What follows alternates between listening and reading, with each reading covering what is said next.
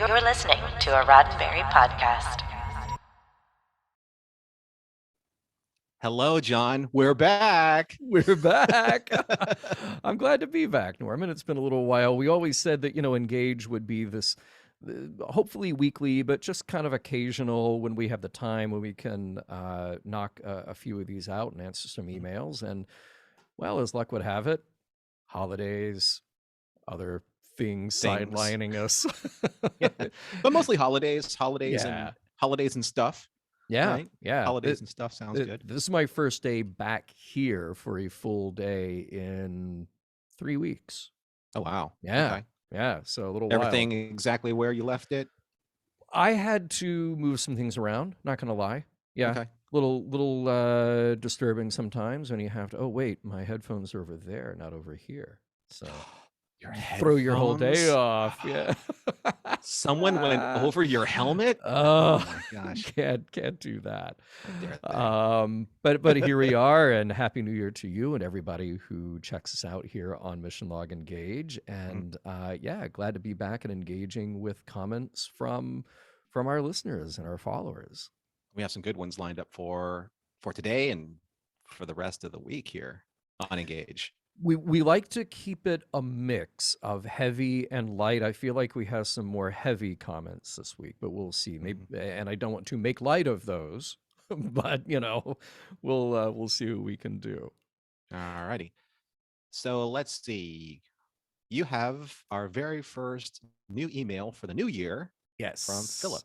Yes, I do. All right. So Philip says, greetings. I was moved to write after listening to the recent Mission Log Live episode in the context of previously in the day deleting some personal Facebook and Twitter relationships because of the constant negativity and hostility.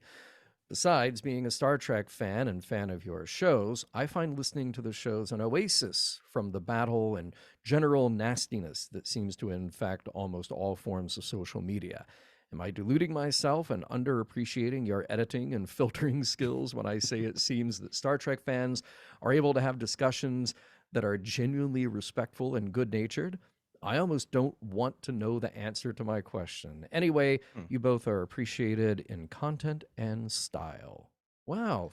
Philip, thank you. Thank you, Philip. That is an email that we held on to for a little while. I don't know the exact date of it, but I also feel like that is definitely an evergreen. Norman, what's your take on Philip's comment? Social media is really a mixed bag. I was just having a conversation with my mother-in-law and Carol about, what social media really represents and does or doesn't do. I think that there's just a lot of center of the universe philosophy when it comes to people's idea of who they are in social media. It's not really a conversation. It's more of a declaration of an idea, and either people hit the like button or hit the share button or hit the subscribe button. That wasn't subliminal, but they do that in order to agree in a very passive way. But as soon as people start forming their own opinion about things and doing it in a way where you can't really discuss it in a real-time, face-to-face environment, then a lot of the information gets misconstrued or misinterpreted, and then these silos go up in fandom. I think that's why conventions are really important, so that people can actually meet face-to-face and express ideas and to share thoughts and to get across certain things that may be incommunicable, through social media. I think this is what happens, though. I think there's just a lot of defensive posturing, I think, in social media. And I think people, are very easily quick to jump to one side of the equation or the other. What do you think? Yeah, I mean, I'll say this, going back to the beginning of Mission Log, even before there was a social media aspect to Mission Log, the whole idea was that the conversations that we have, the hosts of this show and the other shows that are under the Roddenberry banner, really from Rod's directive was have a conversation where you can have disagreements, but you're always doing it in a respectful, curious, and thoughtful way. And that has just been I think I'm like that personally anyway. I think you are too. And I think the other hosts on Roddenberry podcasts are like that. So we try to set that respectful tone. And I think that has carried over very well to our social media as well. It's very rare that we get somebody on our social media who is just awful. And the best thing about it is that they tend to get ignored because they're not part of the conversation that we're having. And then Herd they, culls itself, as they yeah, yeah, say. and then they tend Yeah. to go away.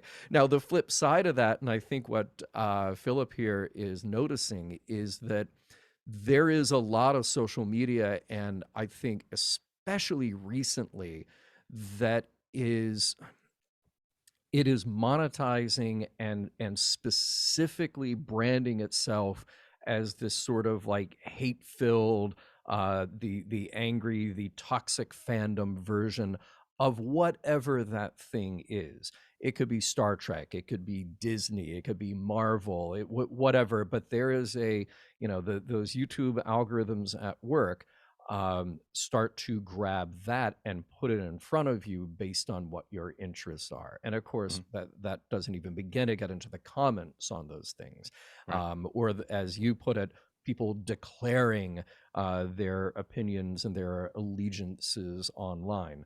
I think we have to take a lot of that with a grain of salt. Some of it is bots. Some of it is just particularly designed to provocate.